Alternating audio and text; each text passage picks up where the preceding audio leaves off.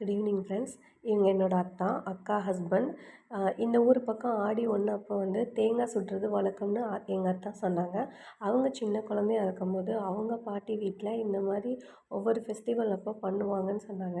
எங்களுக்கு அது பழக்கம் இல்லை, நான் பார்த்ததும் இல்லை. ஓகே, நம்ம இந்த டைம் பண்ணலான்னு நாங்கள் பிளான் பண்ணோம். நானே, எங்கள் அக்கா நாங்கள் 3 பேரும் சேர்ந்து தான் விறகுலாம் பறக்கி வச்சோம் பகல்லையே.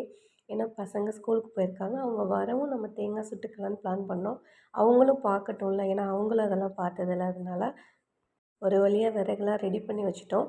இப்போ ஈவினிங் ஆயிடுச்சு. அத்தா வந்து தேங்காயை ஃபுல்லாக அந்த மாதிரி குடுமிலாம் பிச்சு எடுத்துக்கிட்டாங்க. அதுக்கப்புறம் தேங்காயை வந்து கீழே வச்சு இப்படி உரசணும்னு சொன்னாங்க. இந்த மாதிரி உரசுனாங்க. எதுக்குன்னு கேட்டால் அப்போ தான் நல்லா அது சுடும், அந்த சுட்டு உள்ளே இருக்கிறதெல்லாம் வேகும்னாங்க. அப்புறம் வந்து இப்போ தேங்காயை வந்து இப்படி குத்தி வைக்கிறதுக்கு ஒரு குச்சி கேட்டாங்க. நானும் பாப்பா எங்கள் நானாலாம் போய் எடுத்துகிட்டு வந்து எங்கள் அத்தாங்கிட்ட கொடுத்துட்டோம். அப்புறம் கல் கேட்டாங்க. எங்கள் நானா வந்து ரொம்ப ஆர்வமாக இருந்தார். அது என்னன்னு தெரிஞ்சுக்கிறதுக்கும் அதை பார்க்கறதுக்கும். அவரே எல்லாமே பண்ணார். சொல்கிறதெல்லாம் பண்ணார். அவரே வாண்டடாக வந்து நான் பண்ணுறேன் நான் பண்ணுறேன்னு சொல்லி பண்ணிகிட்டு இருந்தாருங்க.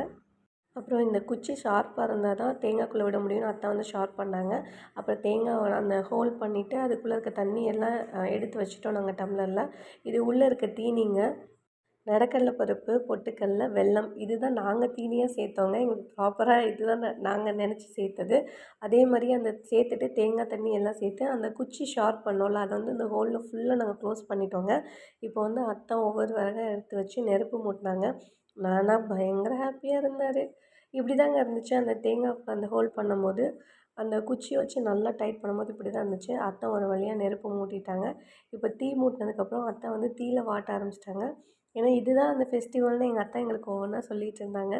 நானும் அங்கே தான் இருந்தேன். ஒவ்வொன்றா பார்த்துட்ருந்தேன். நானு, எங்கள் பாப்பா, எங்கள் நானா, அக்கா, அத்தா எல்லாருமே இருந்தோம். எங்கள் அக்கா கொஞ்சம் தள்ளி இருந்தாங்க. அத்தான் தான் வந்து தீயில சுட்டுட்ருந்தாங்க எங்களுக்காக வந்து. எங்கள் நானாக்கு ஒரே குஷி அத பார்த்துட்டு. அந்த தீயில வந்து அந்த தேங்காய்லலாம் அந்த தேங்காய் மேல தீ எரியுது இல்லைங்களா? அதனால ஒரே குஷி.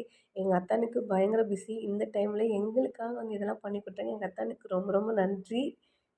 ஒரு வழியா தேங்காய் ரெடி ஆயிடுச்சுங்க. அது ஆறவும் செஞ்சுக்கலான்னு பிளான் பண்ணியிருந்தோம். அது ஆறுனதுக்கப்புறம் கட் பண்ணி சாப்பிட்டோங்க.